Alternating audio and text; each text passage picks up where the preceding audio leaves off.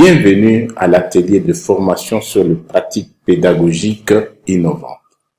Cette formation fait suite à la révision des offres de formation des établissements d'enseignement supérieur et universitaire de la RDC engagés dans la réforme licence, master, doctorat et en particulier des institutions d'enseignement supérieur et universitaire du projet d'éducation pour la qualité et la pertinence des enseignements au niveau secondaire et universitaire, PEC-PSU ainsi.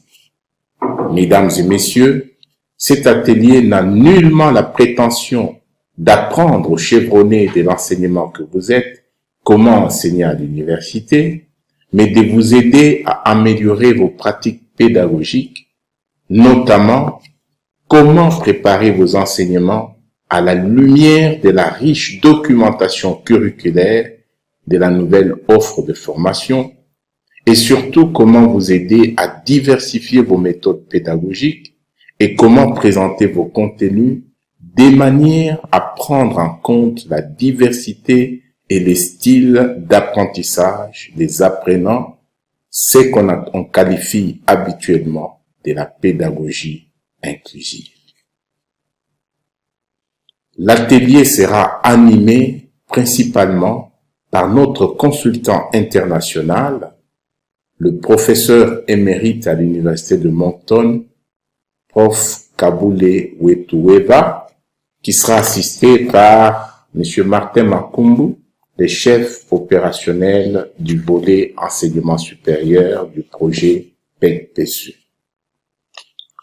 Contrairement à ce que beaucoup pensent, le LMD, loin d'être un simple changement des concepts, est un véritable changement de paradigme d'apprentissage, d'enseignement, de gestion et de pilotage du système éducatif. Ne dit-on pas que le LMD, c'est apprendre, enseigner, gérer et piloter autrement. Les buts implicites de ces ateliers, c'est justement de donner du contenu à l'expression enseigner autrement. En effet, à quoi servirait la réforme LMD si on doit continuer à faire les choses comme on l'a toujours fait?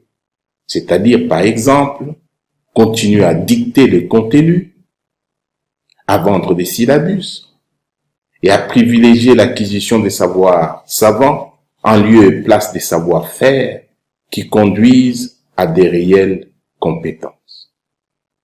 Bref, déshabiller Saint-Pierre pour habiller Saint-Paul. Une des différences entre l'ancien système et les systèmes LMD est que le système LMD est basé sur une approche par les compétences. Mais c'est quoi exactement une compétence? Une compétence est une combinaison de plusieurs savoirs, au minimum 3 savoirs. Vous avez les savoirs savants, c'est-à-dire les connaissances théoriques, le savoir-faire, c'est-à-dire les connaissances pratiques ou les aptitudes, et vous avez les savoir-être qui sont les attitudes. Un étudiant est compétent au sens LMD s'il fait la combinaison de ces 3 savoirs. Quelles sont maintenant les compétences de base de la licence en technique pharmaceutique qui sera mise sur pied? Nous donnons ici le portrait robot de la personne qui sera formée en licence en technique pharmaceutique. Il a une grosse tête qui est pleine des médicaments traditionnels. Eh bien, cette personne doit être un communicateur, c'est-à-dire quelqu'un qui communique avec le pharmacien, les autres professionnels de santé et les interlocuteurs.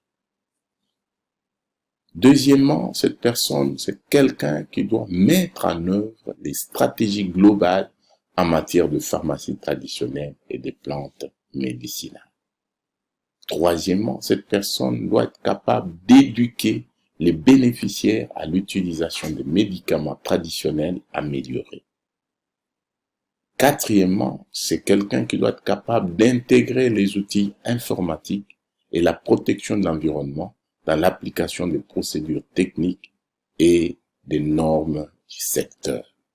Cinquième compétence, c'est quelqu'un qui doit être capable de développer sa profession par l'auto-formation et l'auto-évaluation, car les connaissances sont en perpétuelle évolution.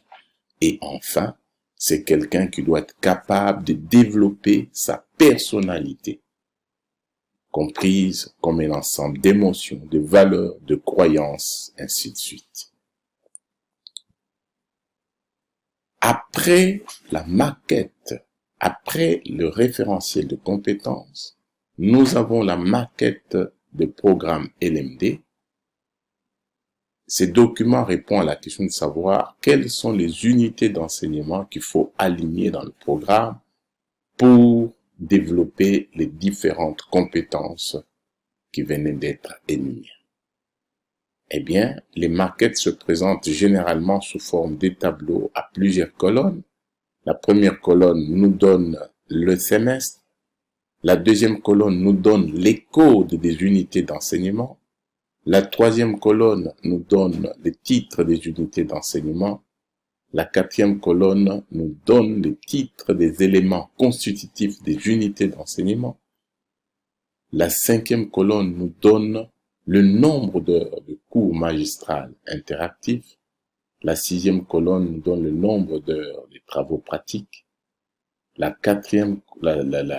septième colonne nous donne le nombre d'heures de travaux dirigés. La huitième colonne nous donne le nombre des crédits des éléments constitutifs des unités d'enseignement.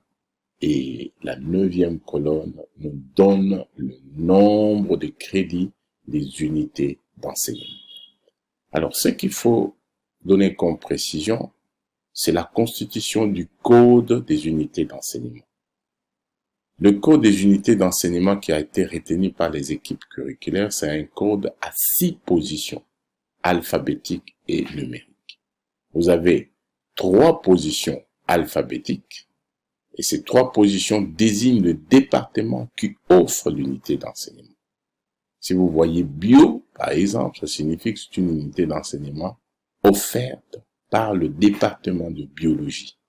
Maths, c'est une unité d'enseignement offerte par le département de mathématiques. La deuxième partie, c'est la partie numérique de l'unité d'enseignement. Elle comprend 3 chiffres.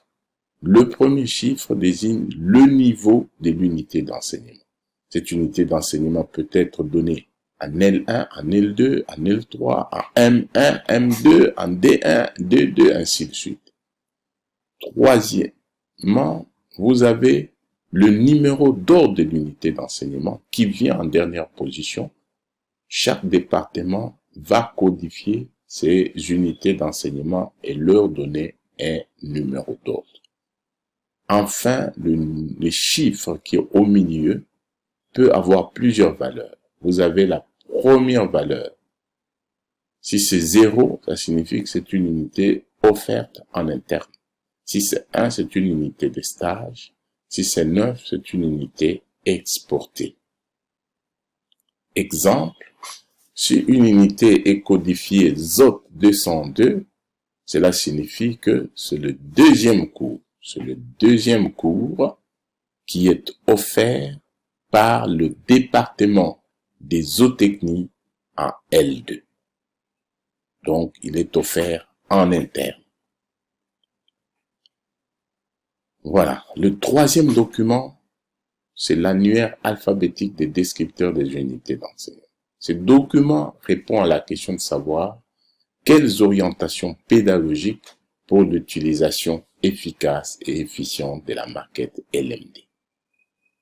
Ces documents comprennent plusieurs rubriques. Vous avez des rubriques telles que le titre des unités d'enseignement, le crédit et les éléments constitutifs. Vous avez les objectifs et les contenus minimums des enseignements. Vous avez les compétences à développer par cette unité d'enseignement. vous avez les approches pédagogiques recommandées et vous avez les modalités d'évaluation. Mesdames et messieurs, quel est le but de cet atelier? Le but principal, nous l'avons dit, c'est d'améliorer vos pratiques pédagogiques en suivant les standards LMD. Mais d'une façon beaucoup plus précise, à l'issue de cet atelier, les apprenants seront capables, 1. de préparer leur cours selon les exigences du système LMD, de diversifier leurs méthodes pédagogiques pour les adapter à l'hétérogénéité des étudiants, d'intégrer l'éthique dans ces enseignements en présentiel et d'évaluer efficacement les systèmes d'enseignement et apprentissage. Quel est donc le programme de l'atelier? L'atelier s'étend sur 4 jours. Le premier jour, il y a au moins 3 modules. Le premier module, c'est le résumé des offres de formation LMD. Et le deuxième module, c'est l'authentification sur la plateforme Moodle. Pourquoi l'authentification sur la plateforme Moodle? C'est pour la simple raison que cette formation est donnée aussi bien en modalité présentielle qu'en modalité distante. Donc, vous pouvez trouver les ressources de la formation qui sont hébergées sur la plateforme. D'où la nécessité de savoir vous connecter sur la plateforme, vous authentifier sur la plateforme et d'aller justement consulter les différentes ressources de la formation. Le troisième module du premier jour, c'est les fondamentaux du système LMD. Quels sont les concepts de base que chacun d'entre vous doit connaître pour pouvoir justement être à l'aise dans ce que vous serez en train de faire? Au deuxième jour, nous avons 2 modules. Le premier, c'est préparer ces enseignements dans la logique LMD. Comment devez-vous préparer vos enseignements dans la logique du système licence, master, doctorat, en respectant, comme nous l'avons dit, les standards du système LMD? Le 5e module, c'est justement le module sur les approches pédagogiques innovantes. Et au 3e jour, nous parlons des stratégies d'intégration pédagogique d'éthique. Et au 4e jour, nous allons évaluer les enseignements et les apprentissages.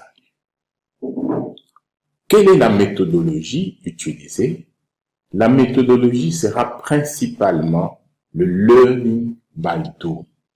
Nous préférons que vous puissiez agir en nous écoutant. Et nous préférons que vous puissiez faire à peu près ce que nous faisons. Nous ne disons pas que nous sommes excellents, mais nous nous efforçons de pouvoir justement appliquer ce que nous sommes en train de vous dire. Nous ne sommes pas de ceux qui disent « faites ce que nous vous disons, mais ne faites pas ce que nous faisons ». Nous serons en train de faire ce que nous sommes en train de dire. Et nous vous demandons, nous vous conseillons d'agir pareillement. Alors, quels sont les outils que nous avons alignés? Nous aurons des cours exposés avec des présentations PowerPoint. Nous allons visionner des vidéos pédagogiques et nous avons une plateforme e-learning, Moodle SU, sur laquelle nous avons hébergé une série de ressources. Nous allons vous donner tout à l'heure l'adresse web de notre plateforme et nous aurons à faire au cours de cette formation plusieurs activités d'apprentissage.